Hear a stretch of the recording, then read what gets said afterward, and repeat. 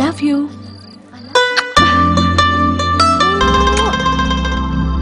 ప్రేమ ఆ మాట చెప్పే ఓ లోఫర్ మా అమ్మని మోసం చేశాడు. ఆ మోసానికి బలి భర్త లేని భార్యగా మా అమ్మ, తండ్రి లేని బిడ్డగా నేను ఎన్నో ఎన్నో ఎన్నో అవమానాలు పడ్డాం. ప్రేమ అనే మాట వింటేనే నా గుండె మండిపోతుంది.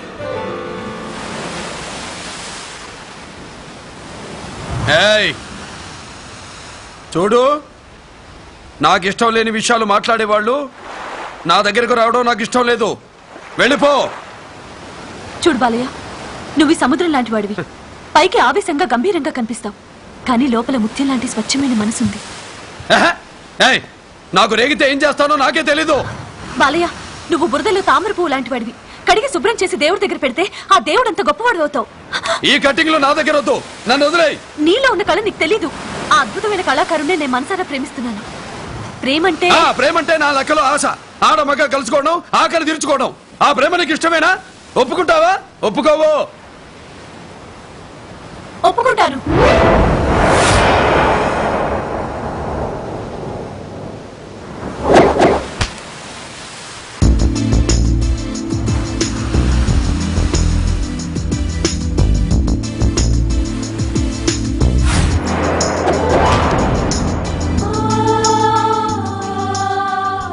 ప్రేమ కోసం ప్రాణాలైనా ఇచ్చేవాళ్ళున్నారు. అంతకంటే విలువైన నా శీలాన్ని నీకు ఇస్తున్నాను. ఒక్క నిమిషం, మనకేదైనా అక్కడికక్కడే డిసైడ్ అయిపోవాలి. శనగలు తినడం, చెయ్యి కడుక్కోవడం, అది మన అలవాటు. ఇదిగో 7,000 ఎగస్ట్రా కావాలంటే ఎల్లుండి 7వ తారీఖు కనిపించు.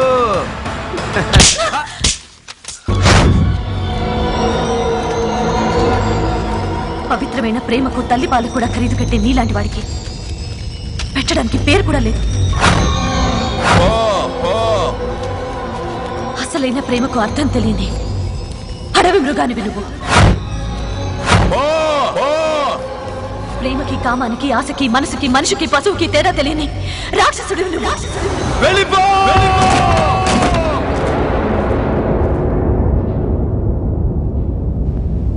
ఈ కాలేజ్కి డాన్స్ మాస్టర్ని కాదు, నీ బతికో ఎమ్ముని నువ్వే తెచ్చుకున్నావు. అతను వచ్చి చంపేలోపు పారిపోవే. బాలయ్య కాలుతున్న మంటతో సమానం. కావాలని కౌగులించుకుంటే బూడిదైపోతాం.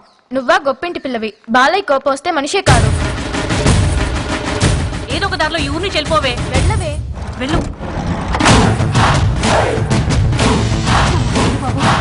బాబు,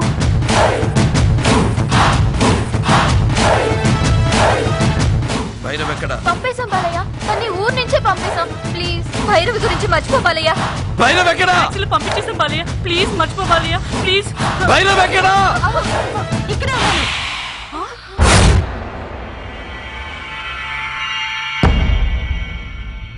చంపుతావా? రా, చంపే. ఎప్పుడైతే నా నిజమైన ప్రేమను నీచమైన సెక్స్ తో ముడిపెట్టావో అప్పుడే చచ్చిపోయాను. చచ్చిన శవానికి చావంటే భయం ఉండదు. రా, చంపే.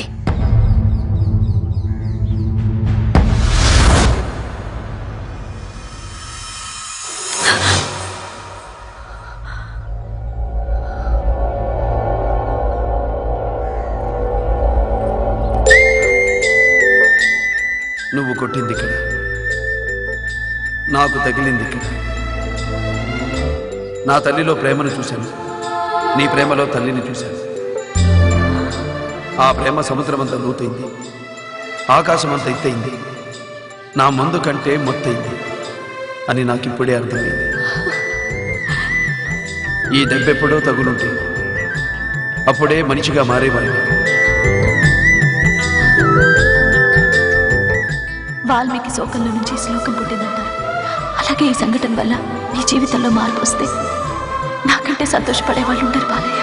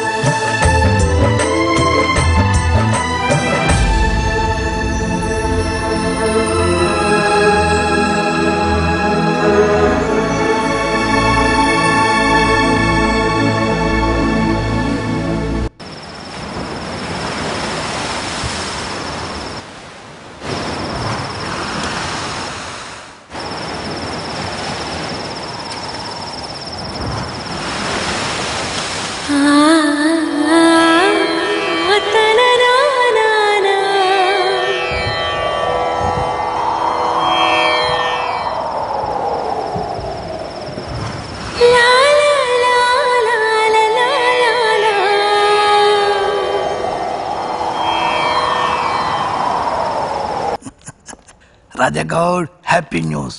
నువ్వు తీహార్ జైలుకి మారుతామన్నావు. పెద్ద ఆయన ఏకంగా బెయిల్కి ఏర్పాటు చేశాడు. తీసుకో, ఈ రాత్రికి లండన్ వెళ్ళిపో. వద్దు వద్దు, నాకు జైలు వద్దు, బెయిలు వద్దు.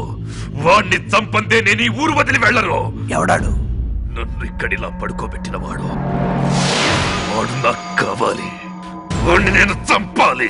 ఇంతకీ వాడెవడు? పేరేంటి? ఎవడో బలయ్య అంట, ఆంధ్ర కాలనీలో ఉంటాడంట. అన్యాయం చేసే మనలాంటి వాళ్ళకు కూడా ఒక్కొక్కప్పుడు ఆ దేవుడు న్యాయం చేస్తా ఉంటాడు రాజాగౌడ్. వాడు నిన్ను మాత్రమే దెబ్బ కొట్టాడు, కానీ నన్ను, నా జీవితాన్ని చావు దెబ్బ కొట్టాడు. వాడిని మాత్రమే నాశనం చేస్తే సరిపోదు, వాడి కాలనీతో సహా సర్వనాశనం చెయ్యాలి. చేస్తా. వాడిని, వాడి కాలనీని సర్వనాశనం చేస్తా.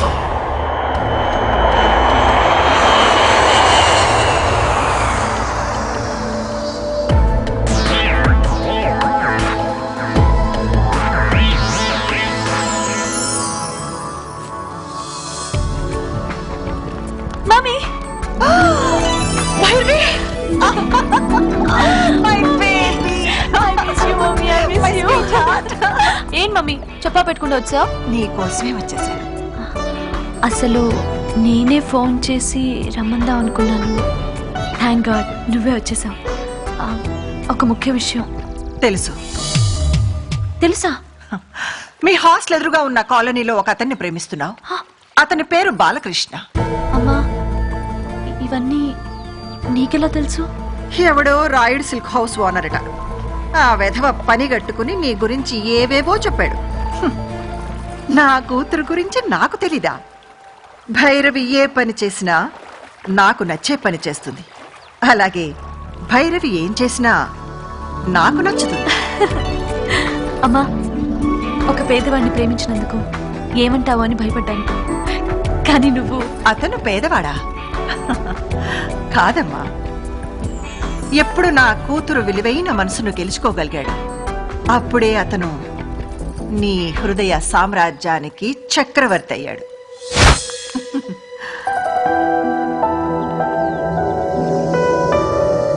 ప్రేమ చక్రవర్తి. వాకే. నమస్కారం అమ్మా. నమస్కారం. మీరు? అమ్మగారు మిమ్మల్ని పిలుచుకురమ్మన్నారు. ఏ అమ్మగారు? భైరవ్ వాళ్ళ అమ్మగారు.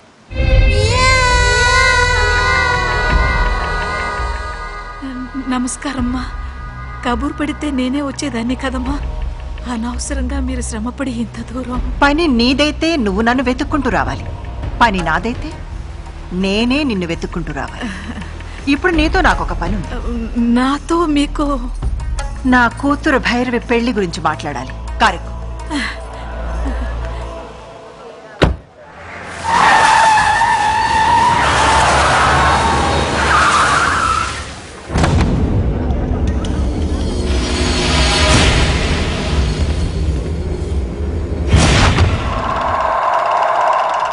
ఇదే వాడి ఏరియా. మంటలు రేపుతావో మర్డర్లే చేసుకుంటావో నీ ఇష్టం. తెచ్చుకో. కానీ అంట్రా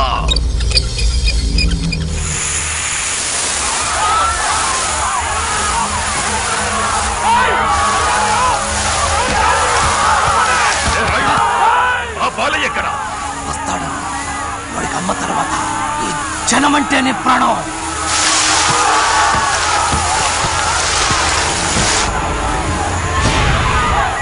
వీడి ప్రాణాలే నాకు కావాలి. వీడినే నేను చంపాలి.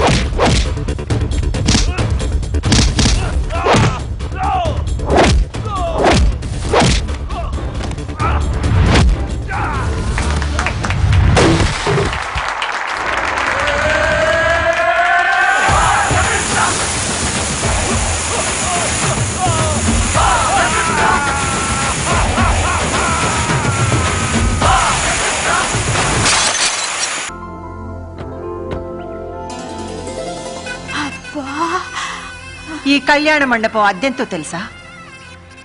రోజుకి 5 లక్షలు. 5 లక్షలా? ఇక్కడే మా భైరవి పెళ్లి నేను చేయాలనుకుంటున్నా. ఇక్కడ ఒకేసారి 2000 కార్లు పార్కింగ్ చేయొచ్చు. చూసావా ఎంత పెద్ద కార్ పార్కింగ్? మా బాలయ్య పెళ్లికి అన్ని కార్లు వస్తాయా? రా చూడు, ఈ హాల్లో ఒకేసారి 3000 మంది పైగా కూర్చోవచ్చు. అంతమందా? ఎస్. ఈ చాముండేశ్వరి కూతురు పెళ్ళంటే ఏమనుకున్నావు? సెంట్రల్ మినిస్టర్స్ దగ్గర నుంచి ఇంటర్నేషనల్ సెనేటర్స్ వరకు అందరూ గొప్ప గొప్ప వాళ్లే అతిథులు. అవునమ్మా, బాలయ్య పెళ్లి అంత గొప్పగా జరుగుతుందని వాడి జాతకంలోనే రాసుందమ్మా. ఇక్కడ ఒకేసారి 1000 మంది పైగా భోజనం చేయొచ్చు. 1000 మందా? నా ఓటోల్లో ఎప్పుడైనా ఎలక్షన్స్ అప్పుడు 20 మంది వస్తేనే ఇరికైపోతుందమ్మా. నిజంగా మా బాలయ్య అదృష్టవంతుడమ్మా. అవును, నీ కొడుకును పెళ్లి చేసుకుని నా కూతురుని ఇంటికొచ్చి ఏం చేయాలి? నీ హోటల్ పక్కనే ఇంకొక హోటల్ చూసుంచావా? అలాగే ఇడ్లీ ఎలా చెయ్యాలో, ఎంత పిండి వేయాలో, ఎంతసేపు ఉడికించాలో అన్నీ నేర్పిస్తావా? ఏంటమ్మా మీరు మాట్లాడేది? మా బాలయ్యతో మీ భైరవి.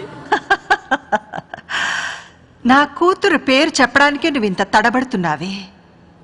నీ కొడుకు పేరు నా నోటితో అనడానికి నాకు ఎంత అసహ్యంగా ఉంటుందో నీకు తెలుసా? మీ అమ్మాయి మా బాలయ్యని ప్రేమించిందమ్మా. ఈ చెత్త కథలు నాకు చెప్పకు.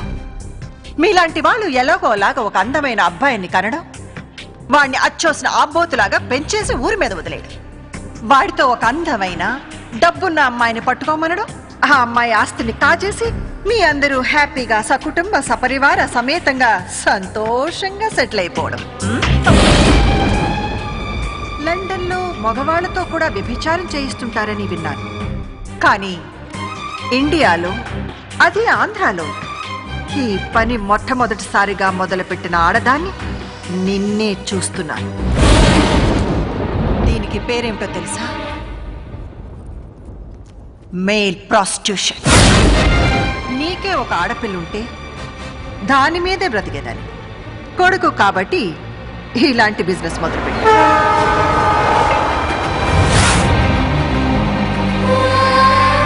ఇది నీ కొడుకుతోనే మొదలా? నీ బ్రతుకు ఇంతేనా?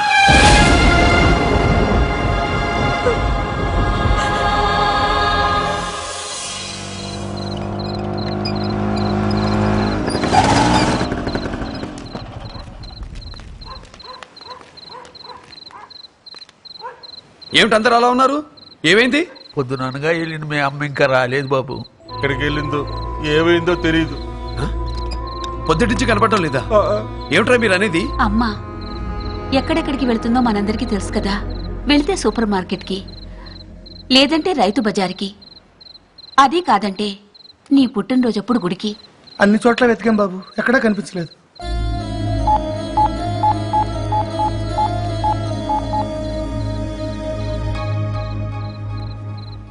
నో రిప్లై వస్తుంది కదా.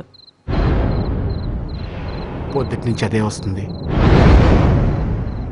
నేను గ్రాండ్గా పెద్ద కాపు లేఅవుట్ ఏరియాలో కళ్యాణ మండపం ఫిక్స్ చేసి మీ పెళ్లి ఏర్పాట్లు చేస్తుంటే ఈ సమయంలో వాళ్ళమ్మ మిస్ అయిందా?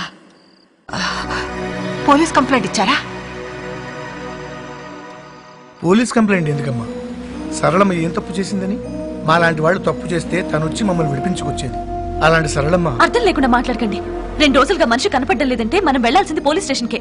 మనం పోలీసుల్ని కన్సల్ట్ చేస్తేనే కదా ఏమైందో ఏం జరిగిందో తెలుస్తుంది. భైరవి, వద్దు భైరవి, అలా ఆలోచించుకో. నేను తట్టుకోలేను.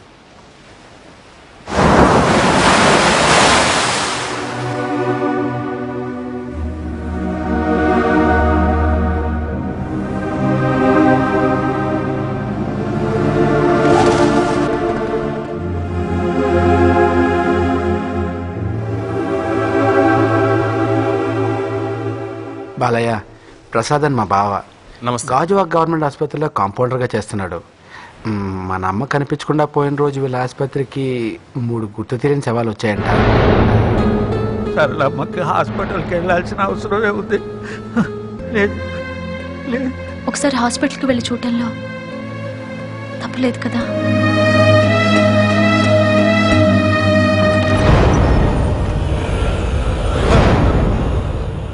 వీరయ్య, 3 రోజుల క్రితం వచ్చిన అన్నోన్ బాడీ చూపించండి. ఏ బాడీ? ఆ చుడిదార్ కురపిల్లదా, రైలు కింద తలకాయ పెట్టిన కురవడదా? మన పెద్ద కప్పులేటి ఏరియాలో కళ్యాణ మండపం ఎదురుగా యాక్సిడెంట్ అయిన ముసలావిడ. ముందు వస్తువులు తీసుకొస్తాను, ఆవిడ వినేమో చూడండి, తర్వాత బాడీ చూపిస్తాను.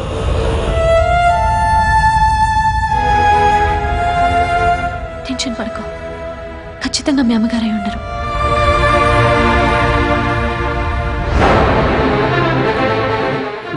ఒకటి పట్టుకో.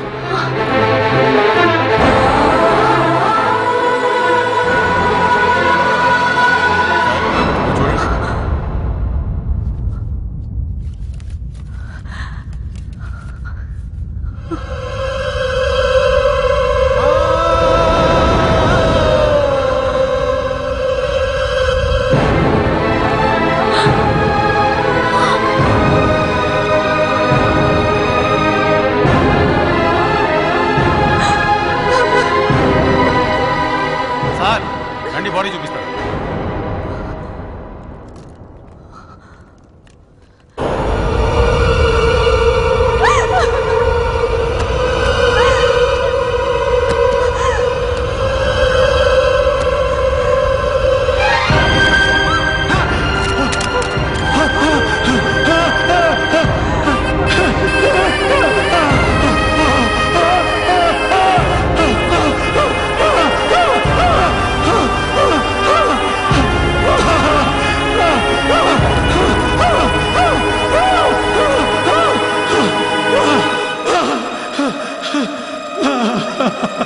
ఏమైందో ఏంటో ఆ నోమా కళ్యాణ మండపం ఎదురుగా అంత ట్రాఫిక్లో శవం నడిచినట్టు నడిచింది.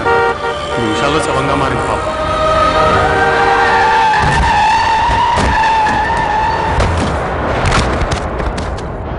నేను గ్రాండ్గా పెద్ద కాపు లేఅవుట్ ఏరియాలో కళ్యాణ మండపం ఫిక్స్ చేసి మీ పెళ్లి ఏర్పాట్లు చేస్తుంటే ఈ సమయంలో వాళ్ళమ్మ మిస్ అయిందా? ఆ నోమా కళ్యాణ మండపం రోడ్డు మీద హెవీ ట్రాఫిక్ లో పిచ్చి కొట్టినట్టు రోడ్డు దాటి సరళమ్మ చచ్చిపోయిందా? పెదకాపు లేఅవుట్ ఏరియాలో కళ్యాణ మండపం బుక్ చేశానని చెప్పావే,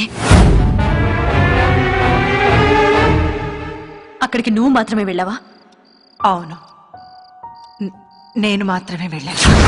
అబద్ధం. సరళమ్మని కూడా తీసుకునే వెళ్ళావు. ఎవరు చెప్పారు? సరళమ్మ చనిపోయింది ఆ కళ్యాణ మండపం ఎదురుగా ఉన్న మెయిన్ రోడ్లో అని ఎప్పుడైతే నాకు తెలిసిందో అప్పుడే ఆమె చావుకు కారణం నువ్వే అని తెలుసుకున్నాను. నో, ఆవిడ అక్కడికి తీసుకువెళ్ళింది, మాట్లాడింది నిజం. కానీ ఆవిడ చావుకి కారణం మాత్రం నేను కాదు. మరెవరు? ఆవిడ స్థితి పరిస్థితి మన అంతస్తుకు సరిపోమన్న నిజాన్ని ఆవిడ జీర్ణించుకోలేకపోయింది. అందుకే సరళమ్మ చనిపోయింది. నా దగ్గర అన్ని ఒప్పుకున్నట్టు మాట్లాడి ఆవిడ దగ్గర మరోలా మాట్లాడావు కదూ? నాకిష్టమైంది మాత్రమే ఇంతకాలం చేసిన నువ్వు నాకిష్టం లేనిది నాకు తెలియకుండా చేశావు. అలాంటిదే ఇది కూడా. మాస్ డాన్స్ రీసెర్చ్ కోసమని ఆ హాస్టల్లో సెటిల్ అయ్యి అక్కడున్న ఒక లో క్లాస్ లేబర్ని ప్రేమిస్తే నేను ఒప్పుకుంటానా? అసలు నీ రేంజ్ ఏంటో మన లైఫ్ ఏంటో ఆ సరళమ్మ దాని కొడుకు తెలుసుకోవద్దా? మన ఆస్తి సముద్రం అంతా, వాళ్ళ బ్రతుకు గుడిసంతా. ఆ సముద్రం కోసం గుడిసె ఆశపడితే అది అందులోనే మునిగిపోతుంది. అదే సరళమ్మ విషయంలో కూడా జరిగింది. దీనికి నువ్వు నేను బాధపడవలసిన అవసరం లేదు. నువ్వు చేరాల్సిన స్కూలు, చదువుకున్న కాలేజ్, నువ్వు కట్టుకున్న చీర నుంచి నువ్వు కట్టబోయే మ్యూజిక్ కాలేజ్ వరకు 1000 డిజైన్లు చూస్తే గానీ డిసైడ్ చేయని మీ అమ్మ జీవితాంతం నిన్ను కట్టుకుని బ్రతకాల్సిన వాడు ఎలా ఉండాలో, వాడి రేంజ్ ఏంటో, వాడి స్టేటస్ ఏంటో తెలుసుకోకుండానే డిసైడ్ చేస్తుందని ఎలా అనుకున్నావు భైరవి? అన్ని స్థాయిలు ఆలోచించే మా నాన్నతో తాళి కట్టించుకున్నావు. మరెందుకు పెళ్ళైన 4 ఏళ్లకే వీధికేకి విడాకులు తీసుకున్నావు? సో నీ లైఫ్ సెట్ చేసుకోవడమే నీ వల్ల కాలేదు. నా లైఫ్ డిసైడ్ చేస్తావా? Shut up! ఈ చాముండేశ్వరి ఫ్లవర్ బొకే కొన్నా 5 స్టార్ హోటల్లో కొంటుందే గానీ ప్లాట్ఫామ్ లో కొందు. వాడి అమ్మ వాడు చచ్చినా బ్రతికినా ఒక ప్లాట్ఫామ్ గాని నీకు భర్తగా చేయడానికి చచ్చినా ఒప్పుకోను. ఒప్పుకున్నా ఇంకా కుదరదమ్మా. సరళమ్మ చావుకి కారణం నువ్వని తెలిసాక బాలయ్య నా మొహం కూడా చూడు. బాలయ్య నేను బ్రతుకు నేను కల్లో కూడా ఊహించుకోలేను. సరళమ్మ చావుని బాలయ్యకి నువ్వు బహుమతిగా ఇచ్చావు. అలాగే నేను కూడా నీకు బహుమతిని ఇవ్వబోతున్నాను. అతనికి అమ్మ లేదు, ఇక నీకు ఈ కూతురు కూడా లేదు. భైరవి, భైరవి, భైరవి, ఆగో! భైరవి, భైరవి, భైరవి, వద్దమ్మా! భైరవి, భైరవి, భైరవి!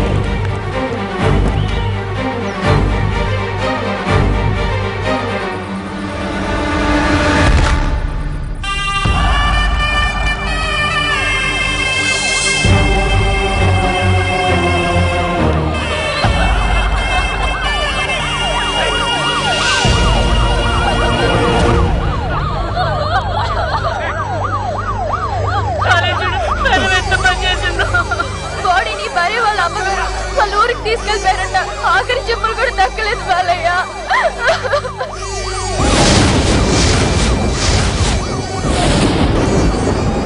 చాముండేశ్వరి గారి అహంకారానికి నా తల్లి భైరవి బలయ్యారు.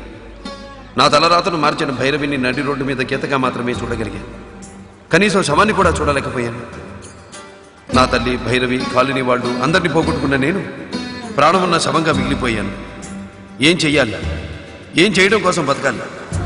పిచ్చెక్కించే ఆలోచనలతో పిచ్చివాడినైపోయాను. కళ్ళు ఉండి గుడ్డివాడినైపోయాను. చీకట్లో గుడ్డివాడి ప్రయాణం ఎందుకు, ఎక్కడికి తెలియని భయం. అలా దారి తెన్ను లేకుండా సాగిపోతున్న నాకు ఓ రోజు గంగానదిలో నా భైరవి కలలా కనిపించింది. ఏంటి బాలయ్య ఇది? నీ జీవితం ఇలా ముగిసిపోవడానికైనా నేను ప్రేమించింది? నన్ను మీ అమ్మగారిని నీ నుంచి దూరం చేసిన వాళ్ళకి నువ్వు గుణపాఠం చెప్పవా? నువ్వు బ్రతకాలి. నీకోసం బ్రతికే వాళ్ళ కోసం నువ్వేంటో నిరూపించాలి. అంతేకాదు, నాకు దక్కని నీ ప్రేమ నా చెల్లెలు కళ్యాణికైనా దక్కాలి. నేను పొందలేని జీవితాన్ని నా చెల్లెలు కళ్యాణి నీతో పంచుకోవాలి. కళ్యాణి కోసం మా అమ్మ నీకంటే గొప్ప అల్లుడు లేడని నిన్ను బ్రతిమిలాడాలి.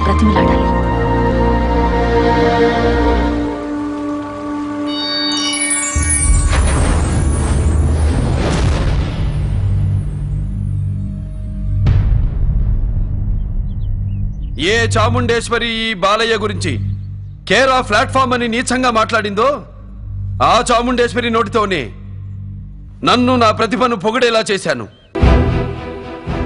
ఏ చాముండేశ్వరి తన కూతుర్ని చేసుకునే అర్హత బాలయ్యకు లేదని నా నుంచి నా తల్లిని నా భైరవిని వేరు చేసిందో అదే చాముండేశ్వరి తన చిన్న కూతురు కళ్యాణిని పెళ్లి చేసుకోమని బతిమిలాడేలా చేశాను. చెప్పండి చాముండేశ్వరి గారు, ఇప్పుడు మీ అమ్మాయి కళ్యాణికి తాళి కట్టి తీసుకెళ్లి ఏం చేయమంటారు? ఇంకో ఇడ్లీ కొట్టు పెట్టించమంటారా? ఇడ్లీలు ఎలా వేయాలో, చట్నీ ఎలా రుబాలో నేర్పించమంటారా? చెప్పులు కుట్టుకునే వాడి కొడుకు అబ్రహాం లింకన్ ఒకప్పుడు అమెరికా ప్రెసిడెంట్, తెలుసు కదా? చిన్నతనంలో ఇంటింటికి న్యూస్ పేపర్లు వేసి కష్టపడిన ఏపీజే అబ్దుల్ కలాం ఇప్పుడు ఇండియా ప్రెసిడెంట్. ఏ మనిషికైనా ఎంట్రీ ముఖ్యం కాదు, ఎగ్జిట్ ముఖ్యం. ఎక్కడ పుట్టాడన్నదే ముఖ్యం కాదు, ఏమి సాధించాడన్నదే ముఖ్యం.